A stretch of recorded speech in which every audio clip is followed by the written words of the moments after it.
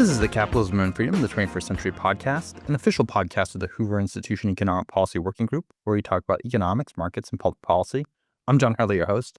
Today, my guest is Neale Mahoney, who's a professor of economics at Stanford University and the director of the Stanford Institute for Economic Policy Research, or SEPR. Neale is a highly distinguished, widely published applied microeconomist and recently served as special assistant to the president for economic policy during the Biden administration, working at the White House National Economic Council. Welcome, Neale. Great to be on the podcast, John. Really wonderful to have you on here. I want to start, Neale, and just talk about your background and where you grew up. How did you first get interested in economics? Yeah, great question. So I grew up in Amherst, Massachusetts, college town in Western Mass, home of Amherst College, Hampshire College, and UMass Amherst. My parents are both academics. My dad's a retired professor of food science with a PhD in biochemistry. My mom actually defended her dissertation, her PhD dissertation in nutrition when she was pregnant with me. Took some time off to raise me and my brother, and then went back to Amherst College to work in a microbiology lab on research and advising students once I was in elementary school. So grew up academic house, and in a house where there was a lot of exposure to and interest in economic policy. So listening to the news, reading newspapers, arguing about things as we got older. And I came to economics out of an interest in policy. I was thinking about the questions of domestic policy, international policy, and found economics and economists to be illuminating and credible in the frameworks they brought, which helped me think about a complicated world in tractable ways, and in the evidence and the analytical rigor they brought to thinking about policy. And that just hugely appealed to me. And that set me on the track to being, first taking AP economics in high school, then being an undergrad econ and math major, and then finally going to get my PhD. Great. So you're a Boston guy, so I think you must be a Boston Red Sox fan. I guess did given the parents that your fields or the fields that your parents studied, did that influence you to study health economics, which is sort of a big, I think, theme in your own research? Or Yeah, no, it's a good question. Actually, my interest in health economics grew out of the classes that I was taking at Stanford. I was taking second year industrial organization on competition and regulation in markets. And, I found the tools, the frameworks to be very powerful. I found the topics of inquiry to be less interesting than I would like. And this was 2006. There was, I think, a growing debate about healthcare policy. And so my primary advisor is, I guess you have an advisor for life, John Levin, but he's gone on to bigger and better things. But he pulled me into a project on health insurance markets. And, it was a combination of being able to use these IO tools with an area that I think is important and interesting and really rich with economics, which got me into health economics, which continues to be, a large share of my portfolio, but I have very broad interests. So, Right. I'm working in lots of areas. That's great. And IO being industrialization, for those that aren't familiar. And John Levin, I mean, he's now the president of Stanford. It's amazing. See so many economists in the president roles at various universities. I want to first, I guess, get into talking about some of your research. You've done, I think to start off, I mean, you've done some really great work on consumer sentiment. I think both, macro and micro people would find this really interesting. I mean, consumer sentiment is something that I feel like has been a big theme in sort of the, I guess, behavioral macroeconomics, and even in the sort of policy world for a long time. A lot of, I think, Wall Street traders follow, the University of Michigan consumer sentiment surveys have been running, for many decades. How much does consumer sentiment really matter for the macroeconomy in your mind? And I mean, what do we know about it? We know it's, I think, correlated with economic activity variables, but I mean, what do we know is like actually causal? Like, does weak consumer sentiment cause negative economic activity? Does negative economic activity cause negative consumer sentiment? I mean, and what do we know about sentiment measurement and how much of it maybe is politically driven? I know you've done a lot of work on this. Yeah. So great questions. I will try and get to them as I maybe I'll tell you a little bit of the story of sort of how we got into this space and what we found as a way of answering your question. So um, together with another Stanford graduate student or visiting graduate student, Ryan Cummings, we got interested in consumer sentiment, or I guess started doing work in consumer sentiment in fall 2023, when this really large gap emerged between consumer sentiment as measured by University of Michigan and what you would predict if you looked at the historical relationship between consumer sentiment and economic outcomes, and you sort of rolled that forward into that time period. And so I think, like many others, we wanted to come up with explanations. And whenever you see a big gap, I think there are multiple factors at play. I'm not going to argue that we understand everything that's going on. But we wrote two pieces which we thought were illuminating and got a good amount of traction. Uh, one of them looked at political polarization, as you mentioned, uh, responses to these surveys on consumer sentiments. It's based on 5 questions, have become, I think, increasingly politicized. So, when a Democrat is in the White House, people who affiliate with the Democratic Party tend to be more optimistic. When a Republican is in the White House, people who affiliate with the Republican Party.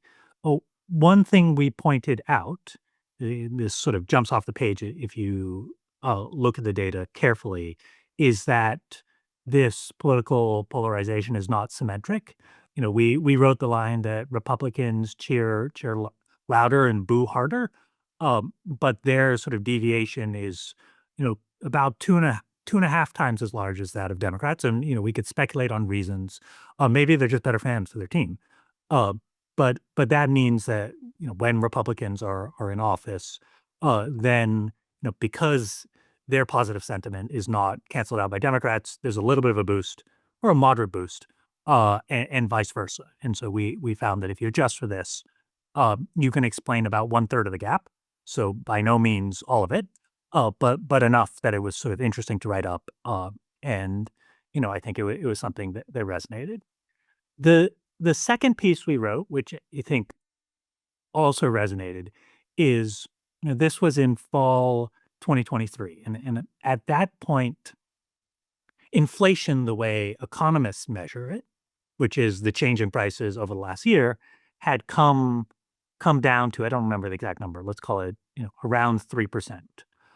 And so there was this puzzle. While yes, consumers, we know, um, sentiment is dragged down by inflation, but now measured inflation is historically close to normal. Why is sentiment still depressed? And we made the point, which is while economists measure inflation as the price change over the last year, consumers experience inflation as the change in prices when they go to the store relative to what they think is normal. And if you're buying eggs, maybe that's relative to the price last week or last month. But if you're going to buy a pair of new running shoes, you don't run as much as you like to, like me, it's based on the price 3 years ago. And so, if prices increased a lot 2 years ago, 3 years ago, and not as much this year, you will still get sticker shock when you go into the door. So we did this analysis. We found that inflation has a enduring effect, and that it has a half-life of 1 year, which means a shock to inflation, the impact in year 1 is, let's say it's, 10 percentage points. In year 2, it's 5 percentage points. In year 3, it's 2.5 percentage points. And so it just takes a while for people to acclimate to the new price level. Interesting. So this is more about, I guess, and I think very timely, I guess, with all these elections where incumbents are kind of being voted out of office. That it's really price levels that matter rather than year over year inflation rates, which is, I guess, year over year inflation rates is generally what central bankers pay attention to and economic policymakers pay attention to. But at the end Yeah, of I'll the day, just like one nuance is I don't think it's price levels, right? A Coke costs a nickel for, something like 100 years, and even now we're not outraged when we go into the store and Coke costs bottle of Coke will cost 150, but it takes a while for us to acclimate. And so not as far as price levels, but it's not just inflation over the last year that people are experiencing. And so, we had some estimates in the paper on based on historical patterns, how long it takes for the impact of inflation to work its way through the system, 2, 3 years. Uh, but, I think that's the frame of mind that I think the evidence suggests that one should take when we're thinking about the impact of inflation on consumer sentiment. interesting. Well, I do know that when you look at elections, there are these shocks to consumer sentiment where the basically the losing parties, consumer sentiment, the members of the losing party, their consumer sentiment basically collapses after elections. And I know that there's and this is a pretty, I think, what I would say is like a pretty robust result. I think across countries. Um, What's interesting is, I've seen some work by, I think Atif Mian and Mir Sufi and some others that suggest that, the sort of look at elections as kind of natural experiments and look at these sort of, potentially exogenous shocks to consumer sentiment. And what they find is that there aren't really big real effects in terms of the differential between, say, the losing parties, consumer spending versus, the winning parties.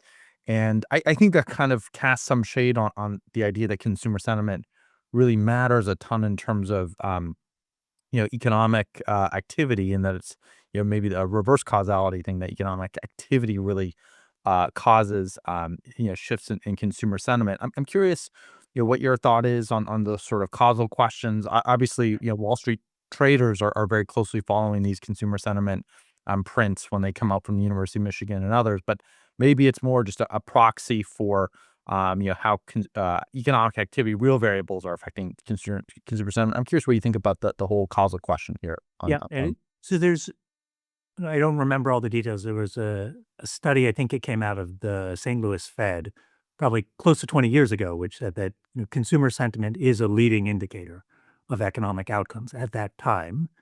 Uh, But, as it's become more politicized, it becomes maybe a leading indicator of political outcomes, but less so of economic outcomes. And consistent with the evidence that you just talked through, one puzzle in the data has been that even though consumer sentiment has been historically low, that consumer spending behavior has been very robust. Right? And so I think that points to also, I wouldn't say that consumer sentiment is useless. It's just it is teaching us a different set of things over time. And like there's a lot of research to be done to uh, help us understand, what it's teaching us perhaps better and where it has less predictive power moving forward. Yeah, absolutely. And it's still certainly, I mean, if, it being a leading indicator is certainly useful in forecasting, which is largely something a lot of Wall Street and sort of policy economists tend to do or tend to use. So I know they find that data very useful. I want to pivot a little bit to some of your other research. A lot of your other research is focused on healthcare, industrial organization, consumer regulation, and really want to start with talking about your work on junk fees. So one, I mean, could you explain, to us, what junk fees are exactly, how, pervasive are they in the economy, and sort of what you think some of the right policy fixes are? Yeah. So and maybe for context for this, when I was in the White House in 2022, 2023, uh, me and everything the White House has done in teen, but I was the core member of the group that was sort of building out the White House junk fees agenda, co-authored a blog which laid out the uh, principles for the agenda, ran policy processes, was writing speech blocks and, tweets for the president. I think the agenda was clearly good politics. And what I was trying to do, and, your listeners can tell me if we were successful, is also trying to ground this in good economics. So so what do I think are the economics of these policies? Uh, Markets work, and, I'm a firm believer in markets when people can compare the price and ideally the quality of goods on offer and move their business to firms that provide them a better deal. That provides the incentives for firms. That's sort of a bedrock principle behind competitive markets. Uh, I think the most egregious example of junk fees are when there are mandatory charges which are not rolled into sort of the upfront fee. So if you're buying a concert ticket and, now I think these issues have maybe been made more salient, but you're buying a concert ticket, and you don't realize that you're going to be hit with, um, you know, $20, $30 service charges when you're checking out. Uh, and there's, really good evidence from experiments showing that if you knew, you might not buy the ticket or you might buy a cheaper ticket because you have a certain budget in mind. And so that's like, there's no economic reason why people shouldn't know the price when they're before they enter their credit card information, before they select the seat, before they make, this both time commitment, I think also mental commitment into, I'm going to be, near the front of, my favorite concert. Uh, so, I think one thing that, this agenda is trying to do is get markets to work by, forcing those prices to be upfront and all in. There's a recent finalized rule by the FTC, which does this for lodging and for events. Some states have gone further, state of California. Um, and I think the idea is like when this happens, one, it makes markets more competitive because it reduces search costs. You don't have to, click through 7 screens to figure out the price. Two, uh, I don't think we want markets where, nice guys finish last or firms that try and do well by their customers end up getting worse business or less business because they look like they're more expensive. And so I think it helps well-meaning firms. And there's this literature on exploitative innovation where, I don't think we want industries which are in the business of coming up with new tricks and traps for consumers. We want businesses to lower their costs and increase the quality of what they're offering. And so when you take these strategies off the table, I think you're actually empowering markets to do the right thing. And obviously, not every policy is going to be constructed like I would construct it if I'm sitting in my office as an academic. There are political considerations, there are industry pressure groups, but that is the North Star that we've tried to lay out. And, I've been, whenever possible, explaining this to folks, lifting up policies, which I think move towards this North Star. And I think when policies stray from it, I'm also going to be critical. So that is what I'm trying to do with this agenda. And it's fascinating. And yeah, I mean, anytime I feel like I book a hotel and I see a hotel price, it ends up being the case that there's just like an extra, I don't know, $40, $50 being added here and there. And it takes a lot of time to figure out like what it's not salient what the actual price is. And so I think it's a super interesting question because, and I think it sort of feeds into, free markets, and economic institutions, which I think are a leading driver of growth, or especially liberal economic institutions. And when we talk about sort of the law and contracting, which is very important, my understanding, my somewhat limited understanding of contract laws is that there has to be this concept of mutual assent, right? And so if people are voluntarily entering a contract but not knowing the actual price, I think that kind of mucks up the sorts of bedrock principles of voluntary exchange and in free markets. I mean, there's a reason why at a sort of a much worse level, why we have legal protections against fraud, right? People can't kind of lie during these sorts of economic transactions involving contracting, and so I think this is very much kind of related to that. I guess that the challenge is these price deviations. I mean, sometimes they're small, right? I mean, it's extra $40. You can't really sue someone for fraud, right? But these are little uh, y- you know, frictions that I think can really, to some degree, muck up voluntary transactions. And I think that's maybe a free market case that you could kind of make for that. I know you've also done a lot of work on medical debt as well. I mean, just how big of a public policy issue is it? And what do you think the best policy fixes are there? I do know that like a lot of these hospitals have lots of medical debt that's kind of outstanding. I know there's a lot of like charity care, but obviously there's a lot of people that are being chased around, to pay outstanding medical bills and so forth. Often that skews to to lower incomes. I mean, explain to us some of your work on that and what the big issues are there as you see Yeah. it. So, no, thanks for taking me up for this. So I've think since I was in grad school, I've been interested in the intersection of our healthcare system and financial distress. And part of this is economics. Part of this is my sense of fairness that having a health shock, I think, is incredibly disorienting, scary, burdensome, and you know, I and this is my preference. I don't want to be in a world where we're compounding that with financial shocks. The question is, how can we do that with policy which generates benefits and not too many unintended consequences? And so it is sort of delivering help to people who are going through difficult times, and that is trial and error. So, so on medical debt, maybe I can start by telling you briefly about two studies. I think one which is discouraging and one which is more encouraging and points us in a direction where I think we should go. And I think the policymakers I've talked to have been responsive in some of the policies they put out.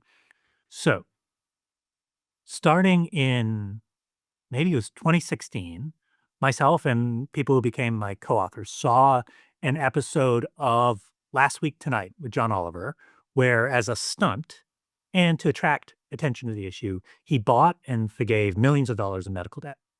And you can buy this from collection companies. Collection companies are expecting to collect pennies on the dollar after their recovery costs, and so it's cheap to do. And so, he did this stunt. Um, and, we called so he worked with a nonprofit, which at the time was called RIP Medical Debt. Now they're called Undo Medical Debt. Uh, and we called them up and said, "You guys should study what you're doing. This could be really beneficial for people. It could be the rare example of something which has a low cost and high benefit because, there's a bunch of anecdotal evidence that these folks are really struggling in that medical debt, could help them get back on their feet. And so uh, they played ball with us, these wonderful people at the nonprofit. They agreed to randomize their debt forgiveness, um, you know, where possible, right? They didn't have enough money to, like an athlete would want to buy and forgive. Trey Young would want to buy and forgive medical debt, and in Atlanta they couldn't buy it all, obviously, so they randomized. And so, we got this data. We also ran some of our own experiments. And, we basically studied the impact on every outcome we thought we could measure. Your things you can see on credit reports. We would run surveys where we'd look at mental health, people going back to the doctor. Uh, our results were largely, but not entirely disappointing. So we found for people who had their debts reported to the credit bureaus, removing that debt, I think unsurprisingly, boosted their credit scores, especially if they didn't have other derogatories. If you have, 7 flags on your credit report and they remove one, you're not going to look that much better. But if you have an otherwise clean credit report, it does make a real difference.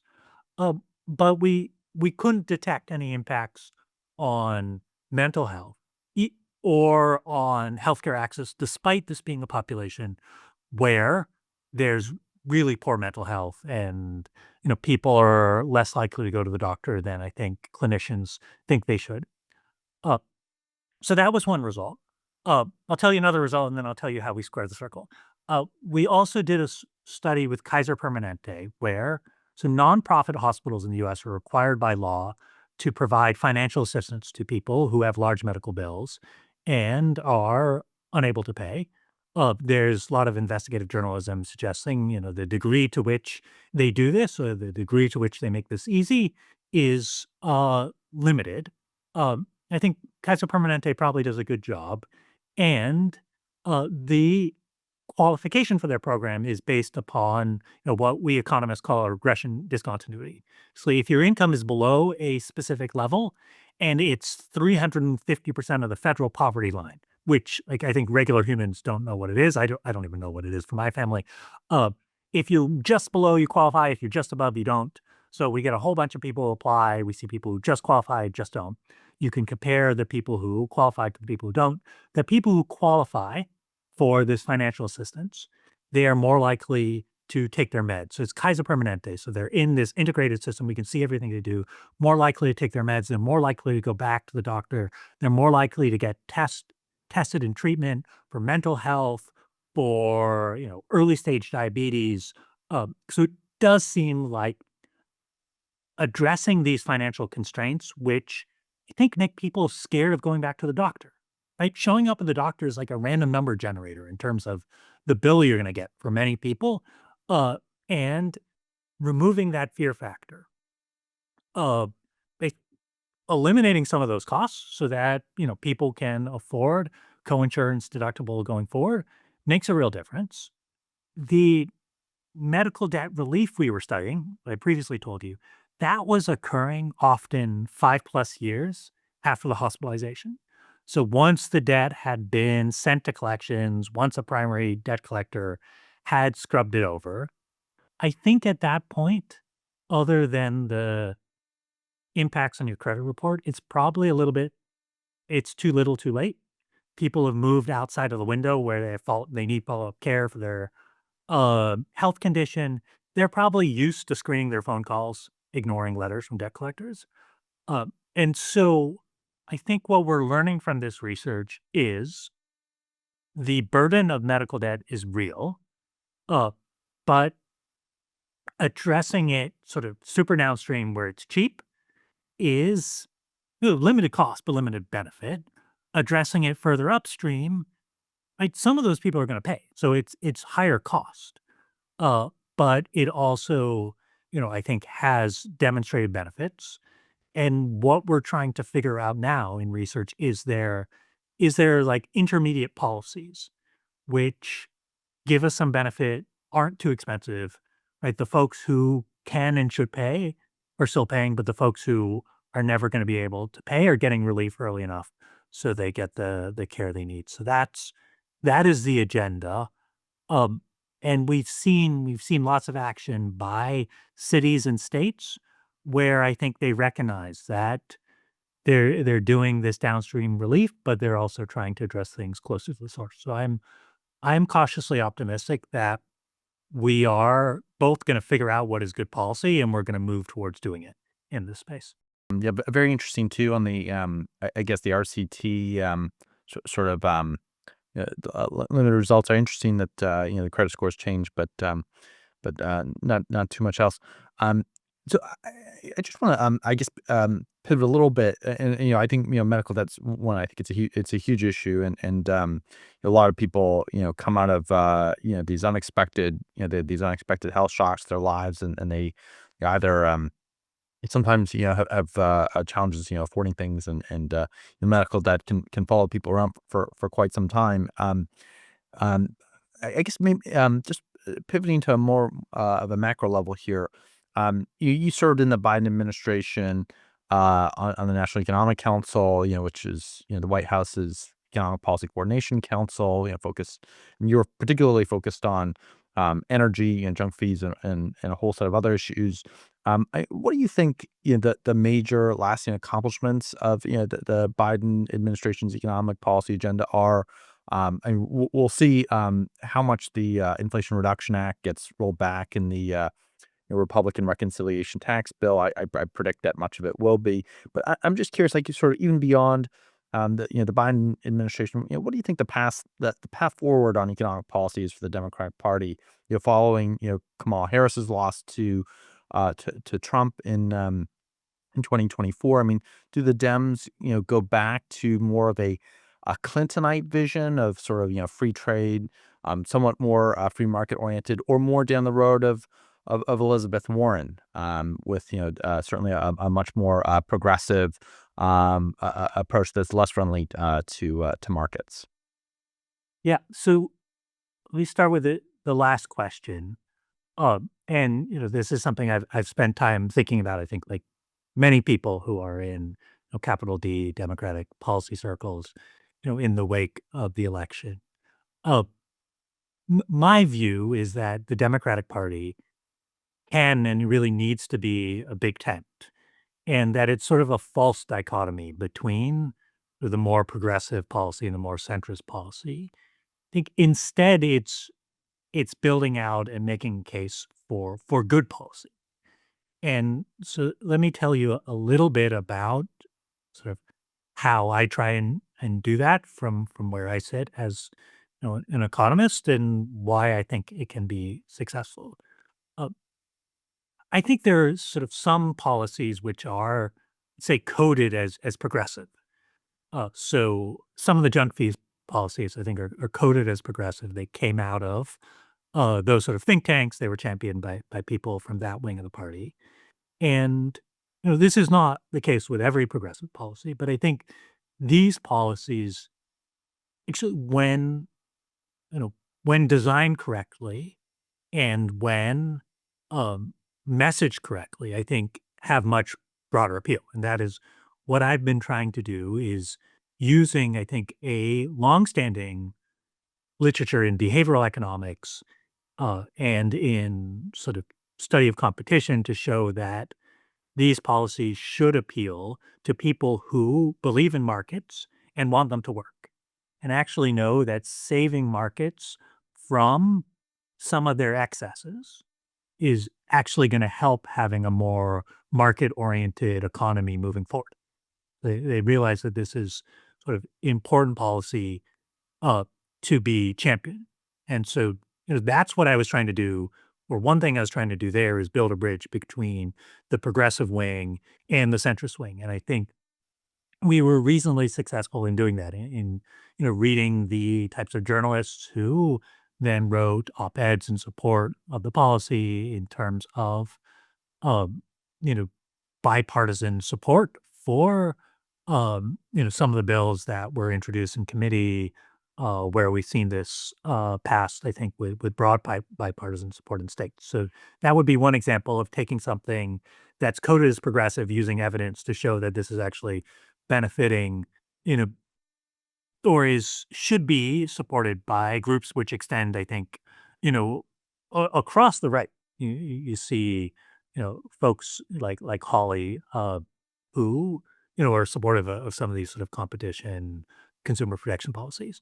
I'll give you another example which works in the other direction, which is housing policy. Think the YIMBY, sort of removing constraints on the supply of housing. Those policies are sort of traditionally coded as centrist, center right, center left, sort of deregulatory.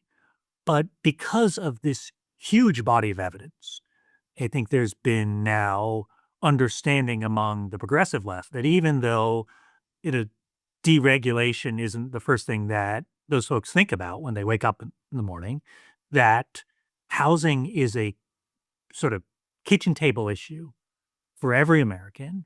And, regulation is preventing us as a society from allowing people to live where they want to live, allowing people to live where the jobs are.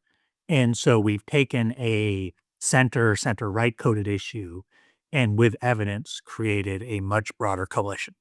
So that's, just to return to your point, I think Democratic Party can and should be a big tent, and evidence can build bridges between progressives and centrists, and on good policy.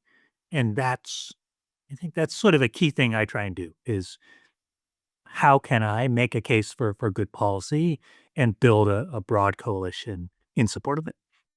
It's fascinating, and I think there definitely are some realignments going on. I think in both parties, and I think you're right that there is this sort of, I guess, maybe even a neo-populist sort of bipartisan shift on things like, for example, sort of pro family taxation, and you see sort of pushes for expanded get child tax credits, to some degree with maybe some favoritism towards sort of baby bonus oriented policies. You've also got I guess, some thoughts on paid family leave, and maybe some, bipartisan consensus emerging on that too. But it's interesting too, I guess, on the land use regulation front. You would think that, in general, maybe, traditional Reaganite Republicans would be in favor of, housing deregulation and, especially, it's deregulation that kind of helps the poor a lot. I mean, it's interesting how I think that, the Democratic Party has much more embraced, the YIMBY movement. And I think it makes sense at some level because it is an issue that largely pits incumbent homeowners against non-incumbent homeowners, and how you make the case to incumbent owners to somehow take, you know, uh, um, a hit to their own housing values, I think is a hard sell, even though maybe in the long run, there's a case that, they'll bring in more economic productivity, to their locality in the long run. But it's an interesting question. I do think, a lot of those YIMBY folks do like public housing too. I think the YIMBY movement in itself is not purely sort of a free market one. I think there's many phases of it. I'm curious, like one thought on behavioral economics is you work a little bit in the space, and I know like there was sort of this big advent of behavioral economics in the in really the 2000s and 2010s, and I think this sort of peaked with the the Thaler Nobel, and you had the Kahneman Nobel, and these people were very influential. I think certainly in the 2010s and late 2000s. I mean, uh, where do you think behavioral economics is at? I mean, it sort of offered, the whole RCT revolution was part of this, and this idea that you could sort of study these interventions that could potentially be low cost, high benefit, have a big policy impact. Um, Obviously, economists have totally shifted into doing this kind of research on the empirical front, but I feel like the more behavioral oriented type interventions that have, I guess, maybe been a bit more challenging in the public policy sort of arena, where one, like providing evidence that these things can scale is a big issue. There's the replication crisis has been a huge issue. Dan Ariely and a lot of other sort of behavioral economists have kind of been ensnared in there. But there's this explosion of behavioral ideas, and I think there's a lot of them that don't really work very well too. I mean that's kind of another problem. I mean, what do you think behavioral economics is? I mean, there's some people out there that have said that behavioral economics is sort of dying or has died. What behavioral economics is I think hugely not well defined as well. Like any RCT, I guess, could be um, a behavioral economics kind of issue. But I think RCT is related to randomizing tax rates, for example. Is I think very different from maybe some of the more nudge oriented ones that Thaler and Sunstein wrote about in the late 2000s. But I'm just curious what your take is on sort of the state of evidence based research, and in particular as it relates to behavioral economics in public policy making. So so I don't think of myself as a behavioral economist. And I think one measure of success of behavioral economics is I do papers that I think have strong behavioral components. And so, I think the field to some extent has been very successful because now there's all these people who think about quote unquote behavioral factors in consumer decision making settings, even in firm uh, settings, which wouldn't, and they don't think of themselves as doing behavioral economics. They think about themselves as studying retail, of studying competition, of studying, the airline industry. So that actually strikes me as a true marker of success. That it is now just an accepted part of our toolkit. Uh, I mean, like any field which is where people are being entrepreneurial, some things are going to work and some things are not going to pan out, at scale, and that's fine. So I see that as a sign of a sort of a healthy field, uh, you know, where people are being entrepreneurial and trying things and trying to scale things. Um, so I don't, yeah, I'm not deep enough to have uh, sort of more sophisticated views than that. But it does strike me that, oh, just like I'm not a research design person, I'm not a sort of causal inference person, but all of my papers I think hard about causal inference in them. It's just an accepted thing that we do as economists. Mhm. It's fascinating. Yeah, it's one of those things where I feel like, in the 2010s, we had this massive rise, all these governments were adopting these, nudge units and it was kind of presented, along with I think the book Nudge, if you read it, by Cass Sunstein and Richard Thaler, as this sort of like third way type, policy approach. And so I guess like I see it, well, I think it's sort of a great idea in its day.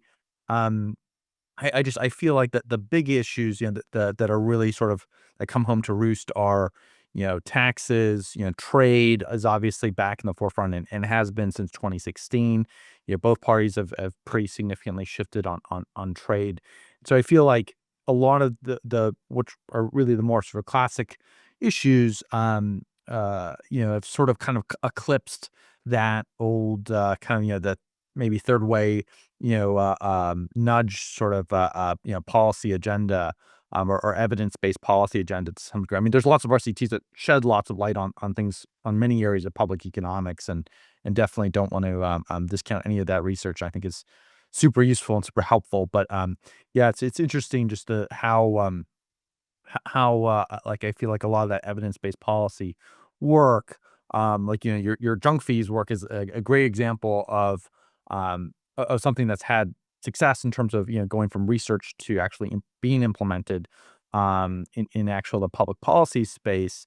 But you just wonder, like, are there enough of these sorts of things that you can really scale to create like a policy agenda that's a sustaining sort of political one. And it's hard, I think, to even sell the masses on, what even RCTs are. I mean, certainly, people with academic backgrounds understand that, but I think it can sometimes be a bit harder in growing, a larger coalition.